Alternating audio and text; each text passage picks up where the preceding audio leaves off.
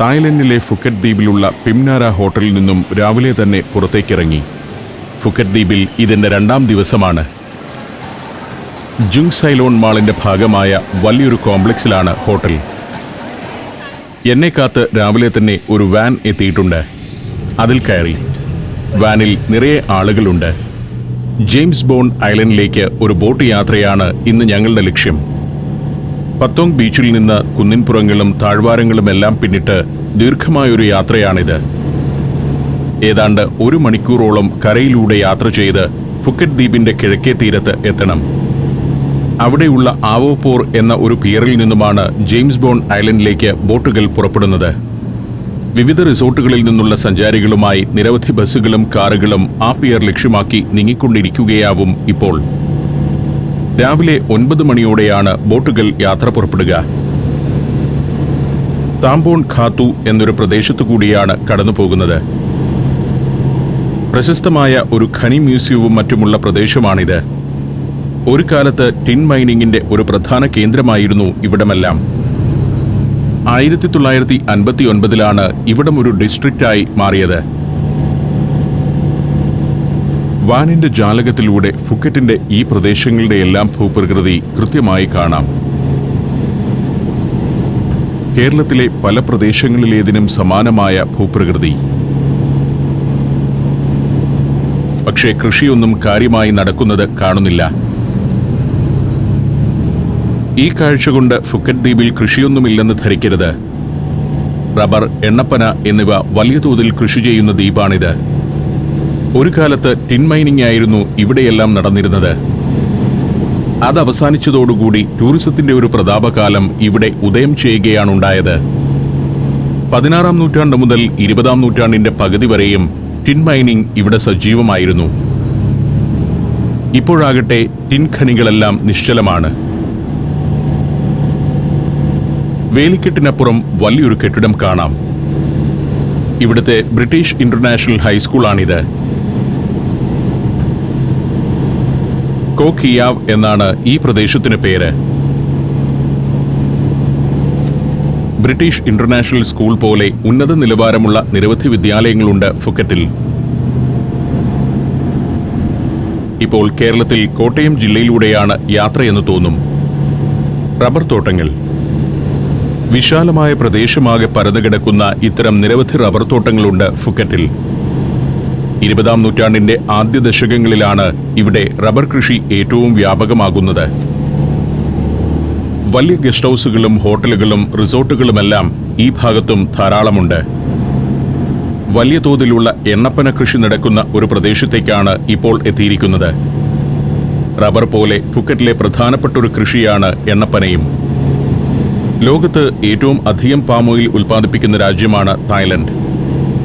Phuket ഉൾപ്പെടെയുള്ള ദ്വീപുകളിൽ നടക്കുന്ന എണ്ണപ്പന കൃഷി രാജ്യത്തിന്റെ ആ പെരുമ നിലനിർത്താൻ സഹായകമാവുന്നു. ഇന്ത്യയിലേക്ക് തായ്ലൻഡിൽ നിന്നും പാം ഓയിൽ വലിയ തോതിൽ ഇറക്കുമതി ചെയ്യുന്നുണ്ട്. ടൂറിസത്തിന്റെ വലിയ സ്വാധീനമൊന്നും എത്തിയിട്ടില്ലാത്ത സാധാരണ ഗ്രാമങ്ങളിലൂടെയാണ് കടന്നുപോകുന്നത്. ചെറിയ വീടുകളും പീടികകളും. ഇതാണ് ഫുക്കറ്റിന്റെ ശരിയായ ഗ്രാമക്കാഴ്ച. വാൻ ഇപ്പോൾ ആവോപോർ എന്ന പ്രദേശത്തേക്ക് എത്തിയിരിക്കുന്നു.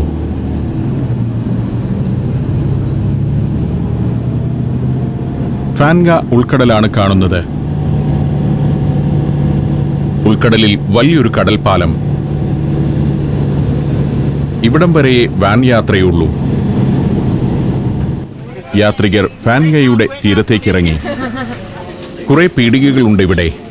അതിലൊന്നിന്റെ തിണ്ണയിൽ കാത്തിരിക്കാൻ ഞങ്ങളോട് ആവശ്യപ്പെട്ടു. ഓരോ ബോട്ടിലേക്കുമുള്ള സംഘത്തിൽപ്പെട്ടവരെ തിരിച്ചറിയാൻ പല അടയാളങ്ങൾ നൽകുന്നു. ചിലർ ടാഗ് കൈത്തണ്ടയിൽ കെട്ടുന്നു, ചിലർ സ്റ്റിക്കർ ഒട്ടിക്കുന്നു. പല പല സംഘങ്ങളായാവും യാത്ര. ധാരാളം ടൂറിസ്റ്റുകൾ ബോട്ടിലേക്ക് കയറാനെത്തുന്ന പിയറാണ് എന്നതിനാൽ വഴിയോരത്ത് ഒട്ടേറെ കടകളുണ്ട്. ഏതാണ്ട് 20 മിനിറ്റ് കാത്തിരിക്കേണ്ടി വന്നു. ഈ നേരത്ത് നൂറുകണക്കിന് ടൂറിസ്റ്റുകൾ സംഘമായി ഒഴുകുന്നതാണ് കാഴ്ച. ബസ്സുകളിൽ വന്നിറങ്ങിയ ആളുകളാണ്.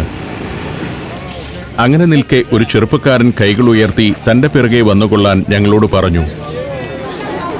അലീഫ് എന്നാണ് മുന്നിൽ പോകുന്ന ഗൈഡിന്റെ പേര്. പരസ്പരം പരിചയമില്ലാത്ത ആളുകളുടെ ഒരു ചെറു സംഘമാണ് ഞങ്ങൾ. ഇതാണ് ഫുക്കറ്റ് മേഖലയിലെ പരമ്പരാഗത വള്ളങ്ങളുടെ രൂപം. പണ്ട് മീൻപിടുത്തത്തിനും കടത്തിനുമൊക്കെയാണ് ഇത് ഉപയോഗിച്ചിരുന്നതെങ്കിൽ ഇപ്പോൾ ടൂറിസ്റ്റ് ആക്ടിവിറ്റികളുടെ ഭാഗമായി കഴിഞ്ഞു. ഞങ്ങൾ കടൽപ്പാലത്തിലൂടെ നടപ്പ് തുടങ്ങി. 1/2 കിലോമീറ്ററിലേറെ നീളമുണ്ട് ഇതിന്. ഒരു ബോട്ടിൽ കയറാൻ ഇത്രയും നീളമുള്ള കടൽപ്പാലത്തിലൂടെ നടക്കുന്നതെന്തിന് എന്ന് ഞാൻ ചിന്തിച്ചു. പിന്നീടാണ് അതിന്റെ സാങ്കത്യം മനസ്സിലായത്. ഇവിടെ ഇപ്പോൾ വേലിയേറ്റ സമയമാണ്. അതുകൊണ്ടാണ് ഇത്രയും വെള്ളം നിറഞ്ഞു കിടക്കുന്നത്. വേലിയിറക്കം വരുമ്പോൾ പിന്നോട്ട് കാണുന്ന ആ ഭാഗങ്ങളിലെല്ലാം കടലിന്റെ അടിത്തട്ട് തെളിയും. ആ സമയത്ത് തീരത്തേക്ക് ബോട്ടിനടുക്കാനാവില്ല. അതുകൊണ്ടാണ് ഇത്രയും നീളമുള്ള ഒരു കടൽപ്പാലം ഇവിടെ നിർമ്മിച്ചിരിക്കുന്നത്. നിരവധി ബോട്ടുകൾ ഉൾക്കടലിൽ നിരന്നു കിടക്കുന്നത് കാണാം. അത് മുഴുവനും നിറയാൻ മാത്രം ടൂറിസ്റ്റുകളുമുണ്ടാവും. ഇത് ഒരു ദിവസത്തെ കാര്യമല്ല. എല്ലാ ദിവസവും ഫുക്കറ്റിലെത്തുന്ന ടൂറിസ്റ്റുകളിലെ വലിയൊരു ഭാഗം കടൽ യാത്രകൾക്കായി ഇറങ്ങുന്നു. ഫിഫി ദ്വീപ്, ജെയിംസ് ബോണ്ട് ദ്വീപ് എന്നിങ്ങനെ വിവിധ ദ്വീപുകളിലേക്ക് അവർ പോകുന്നു. പലതരം ജലവിനോദങ്ങളിൽ ഏർപ്പെടുന്നു. അവരെല്ലാം യാത്ര പുറപ്പെടുന്ന ഒരു പിയറാണിത്. ഞാൻ കാഴ്ചകൾ ഷൂട്ട് ചെയ്യുന്ന നേരം കൊണ്ട് എന്റെ സംഘത്തിലുള്ളവരെല്ലാം മുൻപേ പോയി കഴിഞ്ഞു. ഒരു ടൂർ സംഘത്തിന്റെ കൂടെ യാത്ര ചെയ്യുമ്പോൾ ഞാൻ നേരിടുന്ന ഒരു പ്രശ്നം ഇതുതന്നെയാണ്. ഓരോ ഇടത്തും നിന്ന് ഷോട്ടുകൾ ക്യാമറയിൽ പകർത്തി വേണമല്ലോ എനിക്ക് പോകാൻ. കടൽപ്പാലത്തിന്റെ അറ്റത്തെത്തുമ്പോൾ ഇവിടെ 4 ബോട്ടുകൾ നിരന്നു കിടപ്പുണ്ട്. നമ്മുടെ മത്സ്യബന്ധന ബോട്ടുകൾ പോലെയുള്ളവ. ഇതിലൊന്നിലേക്കാണ് എന്റെ സംഘം കയറേണ്ടത്. തടി ബോട്ടുകളാണ്. ഞാൻ ബോട്ടിൽ ചെന്ന് കയറി. ഇത്തരത്തിൽ പിയറിൽ പല നിർമ്മിതികളുണ്ട്. ബോട്ടിന്റെ താഴത്തെ നിലയിലല്ല സഞ്ചാരികൾ ഇരിക്കുന്നത്. ലോവർ ഡെക്കിൽ കാനോകളും മറ്റു ജലവിനോദങ്ങൾക്കുള്ള ഉപകരണങ്ങളുമെല്ലാം സൂക്ഷിച്ചിരിക്കുന്നു. അപ്പർ ഡെക്കിൽ എത്തിയാലുള്ള ആദ്യ പരിപാടി ലൈഫ് ജാക്കറ്റ് അണിയുക എന്നതാണ്. യാത്രികരെല്ലാവരും ലൈഫ് ജാക്കറ്റ് അണിയാതെ ബോട്ട് പുറപ്പെടില്ല. എരിന്ത എന്നാണ് ബോട്ടിന്റെ പേര്. പിയറിൽ ഇംഗ്ലീഷ് അക്ഷരമാലയിലെ ടിയുടെ ആകൃതിയിലുള്ള ഭാഗത്തിന്റെ ഒരറ്റത്താണ് ഞങ്ങളുടെ ബോട്ട് കിടക്കുന്നത്. യാത്ര പുറപ്പെടും മുൻപ് ഗൈഡ് അലീഫ് ചില നിർദ്ദേശങ്ങളെല്ലാം തന്നു. ചായയും പഴവും ലഘുഭക്ഷണവുമെല്ലാം ഒരു ഭാഗത്തുണ്ട്. എല്ലാവർക്കും യഥേഷ്ടമെടുത്ത് കഴിക്കാമെന്ന് അലീഫ് പറയുന്നു. ശുദ്ധമല്ലാത്ത ഇംഗ്ലീഷിലാണ് വിവരണം. കൃത്യമായൊന്നും മനസ്സിലാവില്ല. ഈ സമയം ബോട്ട് സാവധാനം പുറപ്പെട്ടു കഴിഞ്ഞു. നിരവധിയായ ബോട്ടുകൾ ഇനിയും യാത്ര പുറപ്പെടാനുണ്ട്. നേരത്തെ പുറപ്പെട്ടു കഴിഞ്ഞവയുണ്ട്. ഞങ്ങളും ആവോപോർ പിയറിൽ നിന്നും അകലുകയാണ്. ഫാൻഗ ബേയിലേക്ക് ഇറങ്ങിക്കഴിയുമ്പോഴേക്കും ഫുക്കറ്റിന്റെ ഭൂപ്രകൃതിയുടെ പ്രത്യേകതകൾ കണ്ടു തുടങ്ങുന്നു. എല്ലാവരും ലൈഫ് ജാക്കറ്റ് എല്ലാം അണിഞ്ഞ് അങ്ങനെ ഇരിക്കുന്നു. ചായ, കാപ്പി, ലഘുഭക്ഷണം എന്നിവയുടെ വിതരണവുമുണ്ട്. യാത്ര തുടങ്ങുമ്പോൾ എല്ലാവരും ഇങ്ങനെ അച്ചടക്കത്തിലായിരിക്കും. അലീഫ് ആളൊരു രസികനാണ്. ഒരിടത്തും വെറുതെ ഇരിക്കുന്ന പതിവില്ല. കടലിൽ പല തുരുത്തുകളിലും ധാരാളം റിസോർട്ടുകളുണ്ട്. ഫുക്കറ്റിൽ ടൂറിസ്റ്റ് റിസോർട്ടുകളും ഹോട്ടലുകളും ഇല്ലാത്ത സ്ഥലമില്ലെന്ന് തന്നെ പറയാം. സെൽഫി ഭ്രമം ഏതു നാട്ടുകാർക്കുമുണ്ട്. 30ഓളം യാത്രികരാണ് ഈ ബോട്ടിലുള്ളത്. ഇവിടെ നിന്നിനി 1 മണിക്കൂറിലേറെ യാത്ര ചെയ്യണം ജെയിംസ് ബോണ്ട് ഐലൻഡിലെത്താൻ. വഴിക്ക് മറ്റു 2 ദ്വീപുകളിൽ ഇറങ്ങുന്നുണ്ട്. യാത്ര തുടരുമ്പോൾ ഇടതുവശത്ത് വലിയൊരു മറീന കാണാം.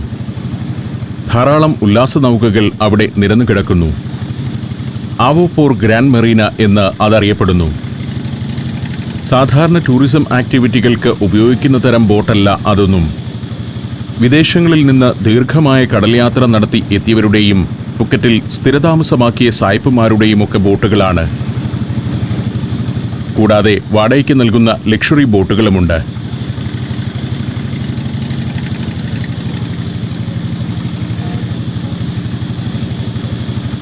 പുല്ലു വളർന്നു നിൽക്കുന്ന മൺകൂന പോലെ ഒരു തുരുത്ത് മുന്നിൽ കാണാം. പാൻഗ ബേയുടെ ഒരു പ്രത്യേകത ഇത്തരം തുരുത്തുകളാണ്. കടലിൽ ഉയർന്നു നിൽക്കുന്ന ചെറുമരങ്ങളും ചെടികളും നിറഞ്ഞ പാറക്കെട്ടുകൾ തന്നെയാണത്. പിന്നെ വലിയ മലകളും. കടലിൽ പലയിടത്തും കാണാം നിഴൽ രൂപങ്ങൾ പോലെ മലകൾ.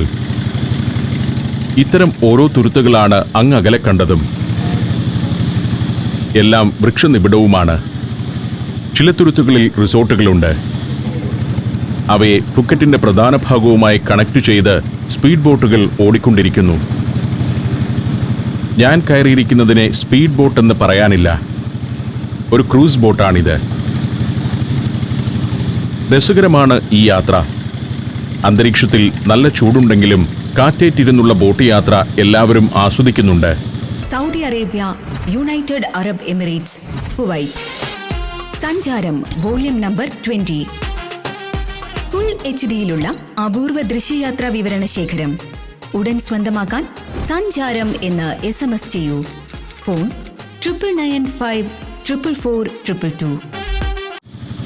അങ്ങകലെ നിഴൽ രൂപം പോലെ ഒരു ദ്വീപ് കാണാം. അതിനടുത്തേക്കാണ് ബോട്ട് പോകുന്നത്. കോപ്പനാക് എന്ന ആ ദ്വീപ് പ്രാദേശികമായി അറിയപ്പെടുന്നു. ഈ ബോട്ട് യാത്രയിലെ ആദ്യ ഡെസ്റ്റിനേഷനാണ് കോപ്പനാക്. വിദേശികളെ സംബന്ധിച്ചിടത്തോളം ഈ ബോട്ടിലെ യാത്ര അത്ര ആവേശകരമല്ല.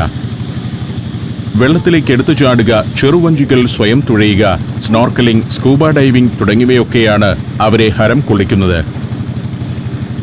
അതിനെല്ലാം ഒരുങ്ങിയിരിക്കുകയാണ് ഓരോരുത്തരും.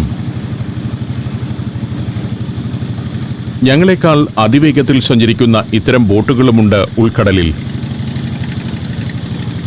കോപ്പനാക്കിനോട് അടുക്കുകയാണ്.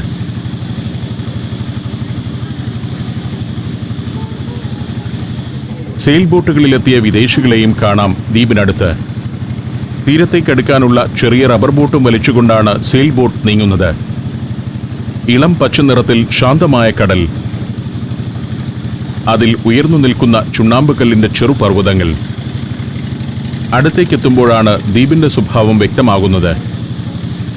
കുത്തനെയുള്ള ചുണ്ണാമ്പുകൽമല, അതിൽ വളർന്നു നിൽക്കുന്ന മരങ്ങൾ, മലയുടെ താഴെ കൊതിപ്പിക്കുന്ന നിറവുമായി കടൽ ജലം. അതിമനോഹരമാണ് തായ്ലൻഡിലെ ഇത്തരം പ്രദേശങ്ങളെല്ലാം. അങ്ങകലെ പനാക് ദ്വീപിന്റെ തീരത്ത് കുറെ ബോട്ടുകൾ കാണുന്നുണ്ട്. അവിടേക്കാണ് ഞങ്ങളുടെ ബോട്ടും പോകുന്നത്. പ്രകൃതിദത്തമായ ഒരു ഗുഹാസമുച്ചയമാണ് അവിടുത്തെ പ്രധാന കാഴ്ച. കടൽ വെള്ളം കയറിക്കിടക്കുന്ന ഗുഹ. അതിനുള്ളിലേക്ക് ഈ ബോട്ട് പ്രവേശിക്കില്ല. എന്നാൽ ചെറിയ റബ്ബർ തോണികളിൽ ഗുഹയിലൂടെ തുഴഞ്ഞു പോകാം. നേരത്തെ യാത്ര പുറപ്പെട്ട കുറേ ബോട്ടുകൾ അവിടെ ഗുഹയുടെ സമീപം എത്തിയിട്ടുണ്ട്. കൂടാതെ സ്പീഡ് ബോട്ടുകളും ഗുഹയുടെ സമീപത്തേക്ക് പോകുന്നുണ്ട്. 5-10 പേരടങ്ങുന്ന സംഘങ്ങളാണ് ഇത്തരം ബോട്ടുകളിൽ ഉണ്ടാവുക. അവർ സുഹൃത്തുക്കളോ ഒരു കുടുംബത്തിലെ അംഗങ്ങളോ ആയിരിക്കാം. നിയതമായ ഒരു ചാർട്ട് അനുസരിച്ചാണ് ഞാൻ കയറിയിരിക്കുന്ന തരം ബോട്ടുകൾ യാത്ര നടത്തുന്നത്. എന്നാൽ പ്രൈവറ്റ് സ്പീഡ് ബോട്ടുകൾ അങ്ങനെയല്ല. ചുറ്റുപാടുമുണ്ട് കടലിൽ വാനിലേക്ക് തലയുയർത്തി നിൽക്കുന്ന മലകൾ. വ്യത്യസ്തമായൊരു കാഴ്ചയാണത്. ഇന്ത്യയിൽ ആൻഡമാൻ ദ്വീപ് സമൂഹത്തിന്റെ ഭാഗമായി ഇത്തരം ചില മലകളുണ്ട്. പ്രകൃതിയിലെ ഒരു അത്ഭുതം തന്നെയാണിവ. ചുണ്ണാമ്പുപാറയുടെ ദ്വീപുകൾ. മലയിലെ ഗുഹയിൽ നിന്നും അല്പം മാറി കുറെ ബോട്ടുകൾ കിടപ്പുണ്ട്. നൂറുകണക്കിന് ടൂറിസ്റ്റുകൾ ഇപ്പോൾ തന്നെ അവിടെ എത്തിക്കഴിഞ്ഞു.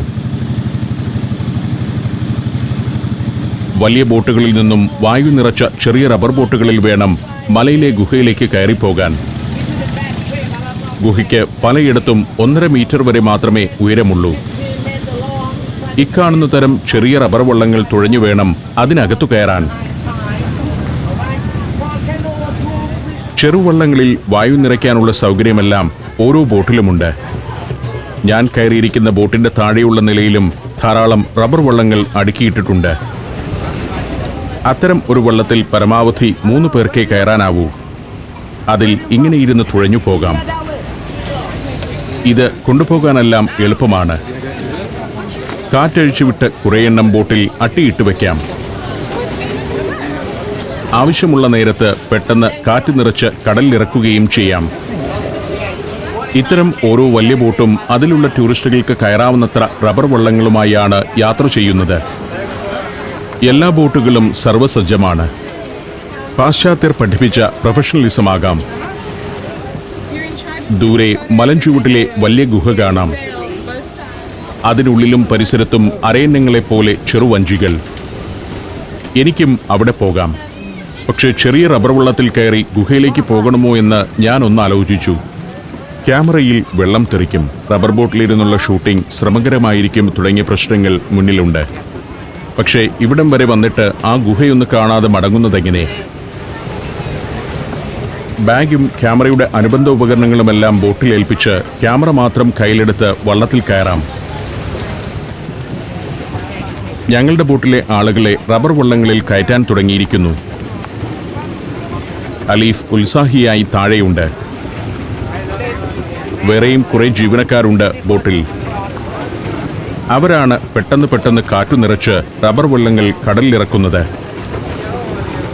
വള്ളത്തിന്റെ പ്രതലത്തിൽ ചമ്മറം പടിഞ്ഞിരിക്കണം. എരിന്ത എന്ന ഞങ്ങളുടെ ബോട്ടിലെ ജീവനക്കാർ തന്നെയാണ് വള്ളം തുഴയുന്നത്. പല ബോട്ടിലെയും യാത്രികർ ഗുഹയിലെ സഞ്ചാരം കഴിഞ്ഞ് തിരികെ വന്ന് കയറുന്നു. ഓരോ ബോട്ടിൽ നിന്നും 2-3 ട്രിപ്പുകളായാണ് ആളുകളെ ഗുഹയിലേക്ക് കൊണ്ടുപോവുക. എല്ലാവർക്കും ഒറ്റ ട്രിപ്പിൽ പോയി കുറേയേറെ സമയം ചെലവഴിക്കാവുന്നത്ര റബ്ബർ വള്ളങ്ങൾ പല ബോട്ടിലും ഇല്ലെന്നത് തന്നെ കാരണം. യാത്രികരെല്ലാം ഗുഹയിൽ പോയി മടങ്ങിയെത്തും വരെ ഏതാണ്ട് 1 മണിക്കൂർ നേരം ബോട്ട് ഇവിടെ നിർത്തിയിടും. ഞങ്ങളുടെ ബോട്ടിൽ ആകെ 5 റബ്ബർ വള്ളമേ ഉള്ളൂ. അതുകൊണ്ട് തന്നെ എല്ലാവരുടെയും ഊഴം കഴിയാൻ കുറച്ചധികം നേരം വേണ്ടിവരും. ഇംഗ്ലീഷിൽ കാനോ എന്നറിയപ്പെടുന്ന ചെറുവള്ളങ്ങൾ. അതിൽ ആളുകൾ കയറുന്നതും ഗുഹയിലേക്ക് തുഴഞ്ഞു പോകുന്നതും കണ്ടുകൊണ്ട് ഞാൻ അങ്ങനെ നിന്നു. ഏറ്റവും ഒടുവിലത്തെ ട്രിപ്പിൽ വള്ളത്തിൽ കയറാമെന്നാണ് എൻ്റെ തീരുമാനം. ഫുക്കറ്റിലെത്തുന്ന സഞ്ചാരികൾക്ക് ഒരു മുഴുവൻ ദിന ആക്ടിവിറ്റിയാണ് ജെയിംസ് ബോണ്ട് ഐലൻഡ് ടൂർ. അതിനിടയിൽ 4-5 സ്ഥലങ്ങളിൽ ഈ വിധം ബോട്ട് നിർത്തുകയും ഇത്തരം വൈവിധ്യമാർന്ന ആക്ടിവിറ്റികൾക്കുള്ള അവസരമൊരുക്കുകയും ചെയ്യും. ഭക്ഷണമെല്ലാം ബോട്ടിൽ തന്നെ ഉണ്ടാവും. 60ഓളം ആളുകളുമായി വന്ന ഒരു ബോട്ട് അടുത്ത ദ്വീപിനടുത്തേക്ക് നീങ്ങുകയാണ്. മുകളിലെ നിലയിൽ മാത്രമാണ് ആളുകളിരിക്കുന്നത്. താഴത്തെ നില റബ്ബർ ബോട്ടുകളും മറ്റും സൂക്ഷിക്കാനുള്ള ഇടവും അടുക്കളയുമെല്ലാമാണ്. ഗുഹയുടെ സമീപമാകട്ടെ വേറെയും ബോട്ടുകൾ കിടക്കുന്നുണ്ട്. പല നിറങ്ങളിലുള്ള വള്ളങ്ങൾ ഇളം പച്ച നിറമാർന്ന വെള്ളത്തിൽ നീങ്ങുന്നത് രസകരമായൊരു കാഴ്ച. ആയിരക്കണക്കിന് സഞ്ചാരികളാണ് ഓരോ ദിവസവും പനാക്ക ദ്വീപിലെ ഗുഹകൾ സന്ദർശിക്കാൻ വലിയ ബോട്ടുകളിൽ എത്തുന്നത്. താഴത്തെ നിലയിൽ നല്ലൊരു അടുക്കളയുണ്ട്. റബ്ബർ വള്ളങ്ങൾ അടുക്കി വെച്ചിരിക്കുന്നതും ഇവിടെ തന്നെ. ഇനി ഏതാനും പേർ മാത്രമേ ഗുഹയിലേക്ക് പോകാനുള്ളൂ. എൻ്റെ കൂടെ വള്ളത്തിൽ കയറാൻ ഹോങ്കോങ്ങിൽ സ്ഥിരതാമസമാക്കിയ ഒരു ബ്രിട്ടീഷുകാരനുണ്ട്. നീല ഷർട്ടണിഞ്ഞ് എൻ്റെ മുന്നിൽ ഈ നിൽക്കുന്നത് അദ്ദേഹമാണ്. യാത്രികരുമായി എത്തിയ പല ബോട്ടുകൾ വിശ്രമിക്കുന്നു. ഗുഹാസന്ദർശനം കഴിഞ്ഞെത്തിയ ചിലർ നേരെ കടലിലിറങ്ങിയിരിക്കുന്നു. സായിപ്പുമാർക്ക് വെള്ളം ആവേശമാണ്. നമ്മെപ്പോലെ ഇത്തരം സ്ഥലങ്ങളിലൊക്കെ പിൻവലിഞ്ഞു നിൽക്കാൻ സായിപ്പിനെ കിട്ടില്ല. ഇനിയും 2-3 പേർ കൂടി പോയാലേ എനിക്ക് കയറാനാവൂ. ജെയിംസ് ബോണ്ട് ഐലൻഡ് ടൂർ എന്ന് പൊതുവെ നാമകരണം ചെയ്തിരിക്കുന്ന ഈ ടൂറിന് ഞാൻ ഏതാണ്ട് 1500 ബാത്താണ് നൽകിയത്. പക്ഷെ പിന്നീടാണ് എനിക്കൊരു കാര്യം മനസ്സിലായത്. ബുക്കിംഗ് സെന്ററിൽ അങ്ങനെ ഫിക്സഡ് ചാർജൊന്നുമില്ല. ഇന്നലെ നടത്തിയ വില്ലേജ് ടൂറിനും ഇന്നത്തെ ഐലൻഡ് ടൂറിനും കൂടി 4000 ബാത്താണ് ബുക്കിംഗ് സെന്ററിൽ ഉണ്ടായിരുന്നവർ ചോദിച്ചത്. 3000 തരാമെന്ന് ഞാൻ പറഞ്ഞു. അവരത് സമ്മതിക്കുകയും ചെയ്തു. ശരിക്കും 2000 ബാത്ത് പറഞ്ഞാൽ അതും അവർ സമ്മതിക്കുമായിരുന്നെന്ന് എനിക്ക് പിന്നീട് മനസ്സിലായി. അതാണ് ഇവിടുത്തെ രീതി. ഒരു കാനോയിൽ ഹോങ്കോങ് സായിപ്പ് കയറി. ഞാനും പിന്നാലെ കയറി. സായിപ്പിനെ ആദ്യം കയറാൻ അനുവദിച്ചതിലൂടെ ഒരു അബദ്ധം പിണഞ്ഞു. ഇനി ഇദ്ദേഹത്തിന്റെ പുറമാണ് കൂടുതൽ സമയം പ്രേക്ഷകർ കാണേണ്ടി വരിക. റബ്ബർ വള്ളമായതിനാലും ഭാരം നന്നേ കുറവായതിനാലും ഓളത്തിനൊപ്പം ചാടിത്തുള്ളിക്കൊണ്ടാണ് പോക്ക്. വള്ളം മറിയുമെന്ന ഭയം വേണ്ടെങ്കിലും ഇങ്ങനെ പോകുന്ന വള്ളത്തിലിരുന്നുള്ള ഷൂട്ടിംഗ് അല്പം ബുദ്ധിമുട്ടുള്ള കാര്യമാണ്. അടുത്ത കാലത്തൊന്നും നിലത്ത് ചമ്രം പടിഞ്ഞിരുന്നിട്ടില്ലാത്തതിനാൽ അതിൻ്റെ ഒരു അസ്ക്യതയുമുണ്ട്. ഞാൻ കയറിയ വെള്ളം ഗുഹയിലേക്ക് അടുക്കുകയാണ്.